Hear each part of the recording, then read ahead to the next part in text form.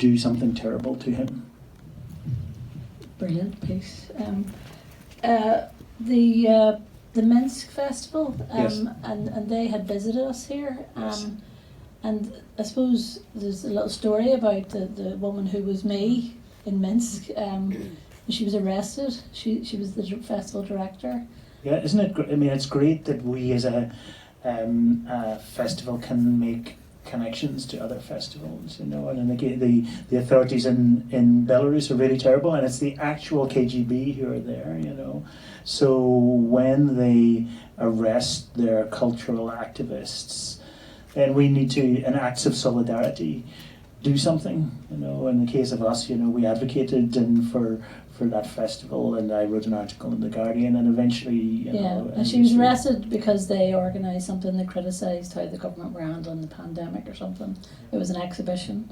So Mark did a bit of advocating and a bit of writing, and we campaigned and, you know, just tried to kind of put into action what we felt. And this woman, Tanya, is young and courageous, and, you know, documentaries and documentary festivals are there to push against iniquity, aren't they? And to increase the liberty of the people in the community, and Tanya is great at that. Yeah, I was thinking if that had been here, if anybody heard me talking about Boris Johnson, they locked me up and threw away the key. We would all rally, would we? So in terms of documentary, I mean, we've got a vibrant documentary sector here, which is Yes. partially why we were inspired to bring about Docs Ireland. How do you see documentaries innovating in the next 10 years? Well, I look into the audience now. I can see documentary filmmakers here, and you know, who've made work that I profoundly admire. You know, the thing about documentary, I've said this many times before, but it isn't a genre of cinema. It is half of cinema. Half of every film ever made is a non-fiction film. You know, so it's a huge subject. And documentaries are social films, they're political films, they're campaigning films, they're advocacy films, they're essay films, they are poetic films, they're biographical films, they are abstract films, they're experimental films, they're musical films. I could go on all night about all the things they can be, as you could as well, you know. And I think it's important to remember the vast range of this splendid art form. Yeah. But all joking aside, do text a question. My number's there, and I'll ask it to Mark. Is your number up on screen? I don't think so. It was. It was, okay. Is it back down again? It should be there. It might go up again, but we'll see.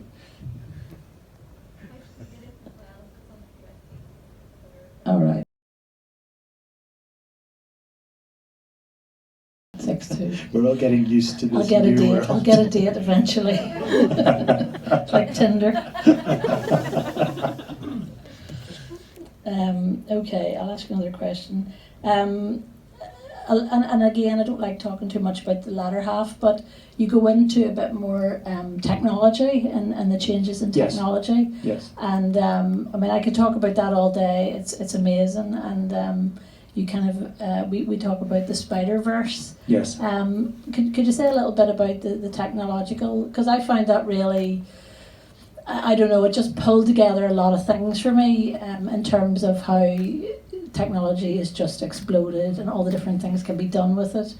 Could you say a wee bit about that, Mark? When I started directing way back in the late 80s, it was a very Boise, techie male world, you know, and we sort of worshipped technology. But I realized eventually that as the cameras got smaller, as the editing equipment got simpler, it had its own poetics, and it wasn't about control, it was about freedom. And so when you look at more recent technology like VR, for example, the best filmmakers in the world have used it brilliantly. And when GoPro cameras came along, there was this documentary about fishing, which some of you will have seen, called Leviathan, and it was, your jaw dropped. We saw images that we had not seen before. And each time a new piece of technology comes along, each time the cameras get smaller or smaller, then the world opens up a bit. The great architect Corbusier said that technology is the poetics And there's something in that, and those of us who are filmmakers have to always just think, what door does this piece of technology unlock? What new type of imagery or insight or intimacy or advocacy does it afford? Okay, thank you for that. So I have the first success, a question from the audience. Wait. Thank you, Vincent Kennard. What were the challenges of working with so much footage from so many sources, creatively, practically, financially, in terms of clearing and paying for archive footage when releasing the film? Vincent, where are you? Vincent, hi there, of course you are there. So it's not very difficult, to be honest, because I don't shoot very much, I shoot very little. And so I'm not one of those filmmakers who comes into the edit suite with 1 million hours or 100 hours, you know, because I work in extremely low budgets. This film cost very little. So you just cannot have the luxury of loads of footage. So there is the question of what films to choose, and that's, I'm sure, what you're asking as well. And I just really try to filter out all the sort of, just think of the most exciting things, the things that shocked me or inspired me. In terms of copyright and stuff, none of this is copyright cleared. You know, I'm sure you'll know this thing called fair use, fair dealing, where you're allowed to use an extract of a work of art in a certain context. And this is very much the kind of context. I sort of think that it would, for years, the people like the studios, like Warner Brothers and 20th Century Fox, controlled the films so much that they didn't give us any opportunity to talk about them or look at them or comment on them. So that has changed. So actually it sounds like a huge challenge, but for me, once you go through this process, it's already there, and it took not a long time to edit at all. Thanks, Vincent. Another question from the audience. I love saying that. Do you know who this question's from? Is there a No, name? but it's. I'd like to ask about how you go about writing your films. Would anybody like to sitting, looking together now? It's not something that I thought of 10 minutes ago or 10 years ago. So that's the process. I also try to, I know there's a lot of words in the films, but try to pare down so it's not too wordy. There are lots of non-full sentences, so it's not a kind of literary, but you're aiming for a kind of slightly haiku feel. In terms of my voice, that was a kind of unintended thing. I didn't expect my voice to be in lots of my films, and I've made lots of films with no voice.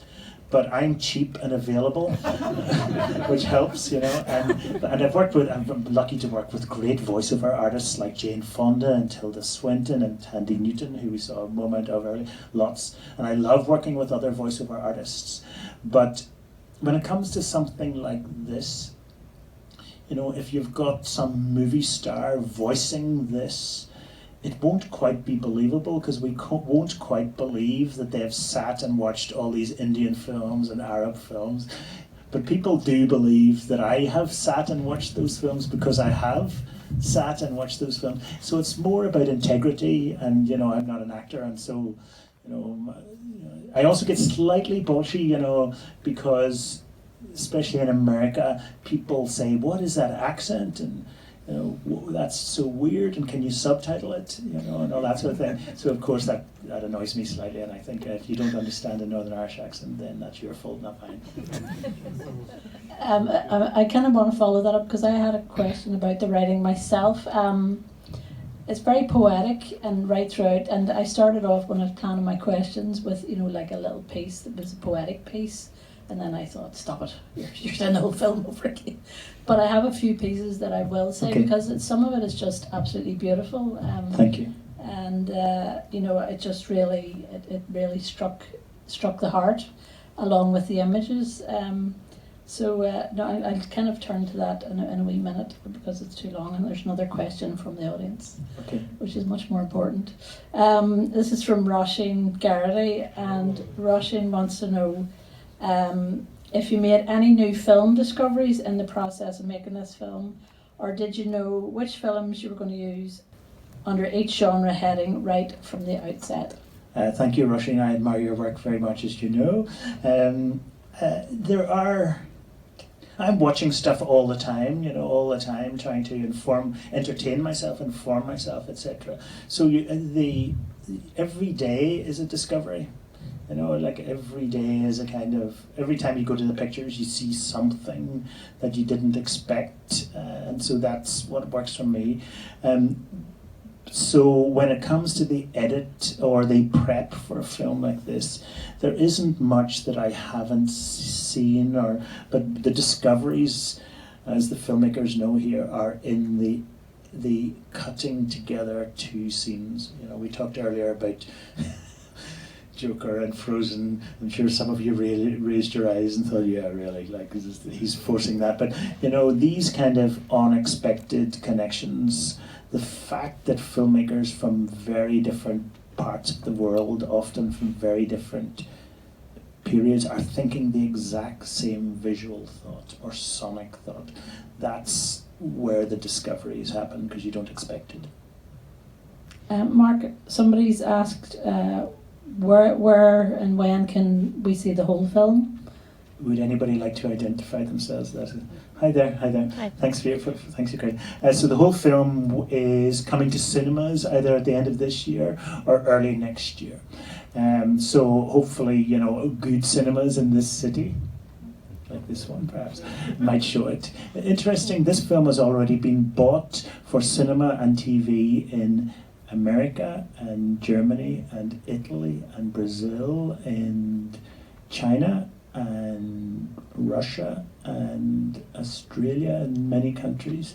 But there are a number of countries closer to home that have not bought it, and Britain? they are Ireland and Britain. Slow learners, Mark. But I think there's something there as well. This is a passionately international story, as hopefully you can see already, and certainly in Britain is going through a Brexity moment where things need to be about Britain. TV needs to be about Britain, and this isn't. So I wonder, is that one of the reasons why it's not being bought? And it's not even all that expensive. They might catch themselves on. Another question is, your voice is unique and musical. Have you ever been approached to do voiceovers for adverts? Yes. Thank you. I get asked to do that a lot, and mocked for my voice quite a lot as well. So I get quite a lot of that stuff. I was once asked to do the voiceover for a BMW advert, and I almost had to ask, what's a BMW? So I know so little about cars. So yes, I'm asked regularly, but also the opposite. People say things like, I would watch it if his voice wasn't in it. So you take the ups with the downs, obviously. Are there any more? I don't think I've got any on my I'm gonna, if there aren't, I'm just gonna wrap up with a couple. No, I work with, the question was, do I edit myself? No, I do lots of it. I shoot, I record, the voice is recorded by me, but I don't edit. I think it's just, you need a sort of yin and yang, you need the opposite, and I work with, and I've worked with the same editor for a long time, a German guy called Timo Langer, and he's fantastic and he's really different to me, I'm fast and gushy and he's very slow and taciturn, and that combination works very well. Another thing I learned from watching the film, and again it's later on, is the digital de-aging technology. In The Irishman of Scorsese. Well, I just love that.